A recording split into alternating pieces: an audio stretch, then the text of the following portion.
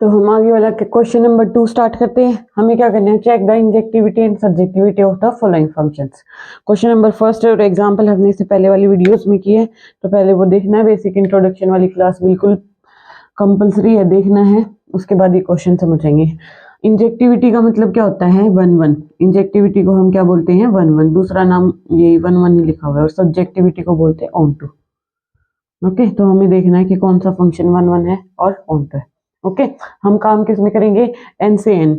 ये हमारी क्या होती है, डोमेन होती है, और ये हमारा क्या होता है, कोडोमेन होती है। और जो इमेजेस का सेट बनता है वो हमारा रेंज सेट होता है। ठीक है, हमें फंक्शन क्या दिया, N to N X square. ये हमारा एन है, डोमेन भी एन है और रेंज भी एन है। हमें फंक्शन कैसे डिफाइन है कि हमारा जो फंक्शन है वो क्या होएगा, एक्स का स्क्वायर होके आएगा। ठीक है, यहाँ पे एलिमेंट्स क्या होंगे, 1 2 3 4 5 6 अप टू सोन। यहाँ पे भी एलिमेंट्स क्या होंगे, 1 2 3 4 5 6 7 अप टू सोन। ठीक है, अब हमें क्या करना है, मैंने क्या बताया आपको, यहाँ पे इस एक्स में हमें डोमेन के एलिमेंट्स पुट करने हैं।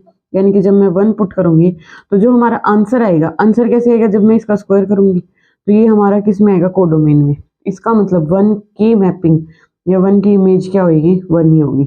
ओके, जब मैं यहाँ से 2 पुट करूंगी तो 2 का स्क्वायर यानी कि क्या आ जाएगा, 4। देखो 2 का स्क्वायर कितना आ गया, 4 आ गया।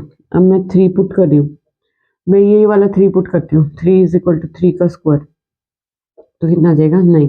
हमें ये फंक्शन गिवन होता है कि x का स्क्वायर करना है, तो इसलिए हमारे जो ये 3 की इमेज यहाँ पे कितना आ गई, 9 आ गई।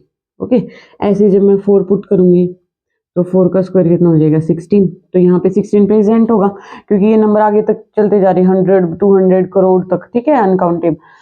तो अब ये हमारे पास क्या हुआ, हमें हर एक एलिमेंट की हमारी एक यूनिक इमेज मिल रही है कोडोमेन के अंदर। ठीक है, तो ये फंक्शन क्या, इसको बोल देंगे हम 1 1, because every element in domain, every element in domain has a unique image in codomain। ठीक है, ऐसे लिखना है आपको। हैंस जो फंक्शन है वो हम उसको क्या बोल देंगे, hence the function is 1 1, function is 1 1। I hope आपको आया होगा समझ। हाँ, तब आएगा जब आपने पहले वाली और इंट्रोडक्शन वाली क्लास देखी होगी ना, जिसने वो देखी है तो उसको वही समझ आ गई होगी। ओके, इस तरह से हम 1 1 की फाइंड आउट करते हैं। अब हमें क्या करना है, ऑन टू करने के लिए मैंने आपको क्या बताया था, ऑन टू चेक करने के लिए जो हमारा कोडोमेन है, कोडोमेन के हर एक एलिमेंट की हमें क्या मिलनी चाहिए, प्री इमेज। यहाँ पे देखो 1 की इमेज 1 है, 1 के बाद ये डायरेक्ट 4 पे गया, 4 के बाद ये डायरेक्ट 9 पे गया, अब आगे 16 पे जाएगा। तो जो ये एलिमेंट्स बच गए, हमें इनकी इमेज तो कभी मिलेगी ही नहीं मिलेगी ना, क्योंकि यहाँ पे सिर्फ कोई भी फ्रैक्शन में वैल्यू पुट नहीं कर सकते हम। तो इसलिए जो ये 2 एलिमेंट होगी, हमें कोई भी एक ऐसा प्री इमेज नहीं मिलेगी जिसकी इमेज, यहाँ पे कोई भी एलिमेंट ऐसा नहीं मिलेगा जिसकी इमेज क्या है, 2 आई 3 आई 5 आई 6 आई। ठीक है, तो every element of codomain do not have a pre image in domain, so the function is not onto. ठीक है ना, एवरी एलिमेंट कैसे लिखेंगे हम ऑनटू के लिए, every element of codomain does not have a pre-image, क्या है, उसकी एक प्री इमेज नहीं है इन डोमेन में, तो इसलिए जो function is not on to.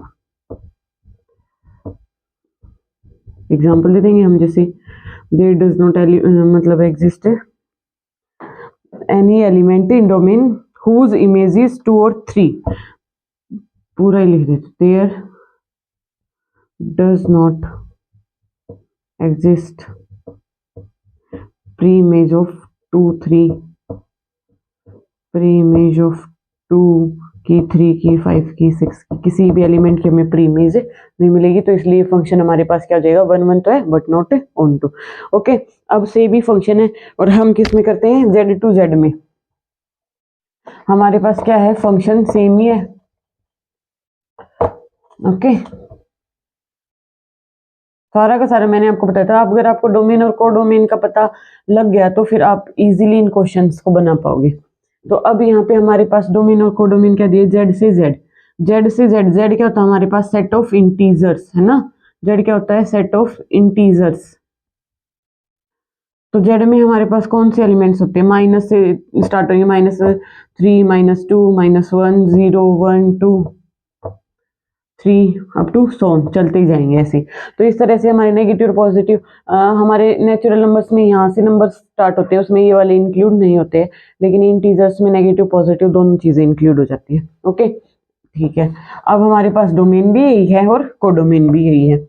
अब हम डोमेन में काम करेंगे जब जेड, मतलब यहाँ पे मैं ले लेती हूँ -3 -2 -1 0 1 2 3 अप टू सोन, ये हमारा डोमेन हो गया और ये हमारा कोडोमेन हो गया, -3 -2 -1 0 1 2 3 4 5।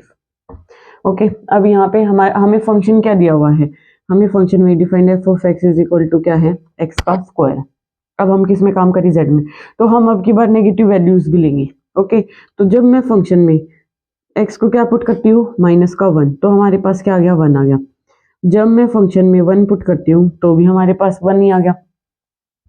जब मैं फंक्शन में -2 पुट कर रही हूँ तो -2 का स्क्वायर कितना होता है, 4 होता है। और जब मैं फंक्शन में क्या पुट करती हूँ, 2 पुट करती हूँ, तो 2 का स्क्वायर इज इक्वल टू क्या आ गया, 4 आ गया। अब यहाँ पे देखो, जब मैंने -1 पुट किया तब भी मेरी इमेज 1, जब मैंने 1 पुट किया तब भी मेरी इमेज 1। तो ये तो कौन सी फॉर्म, मैनी 1 वाली कर गई ना फॉर्म, मैनी मतलब 2 एलिमेंट्स एक पे जा रहे हैं, तो ये फंक्शन क्या हो गया, 1 1 नहीं है।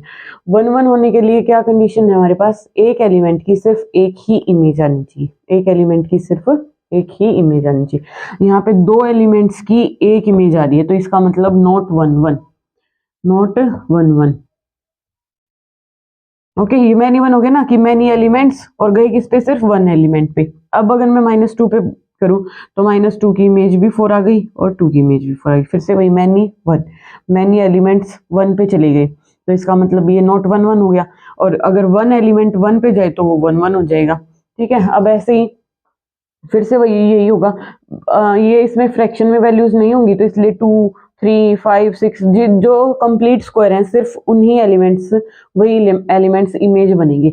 जैसे 1 बन गया, 4 बन गया ना, माइनस वालों की कभी कोई इमेज आएगी, 1 आएगी, 4 आएगी, फिर 4 के बाद कंप्लीट स्क्वायर कौन से होते हैं, जैसे 1 का स्क्वायर, 2 का स्क्वायर, 3 का स्क्वायर, 4 का स्क्वायर, है ना, तो ये कंप्लीट स्क्वायर है। तो जो सिर्फ कंप्लीट स्क्वायर है सिर्फ उन्हीं वही एलिमेंट हमारे डोमेन के एलिमेंट्स की इमेज बनेंगे, बाकी एलिमेंट्स रह जाएंगे।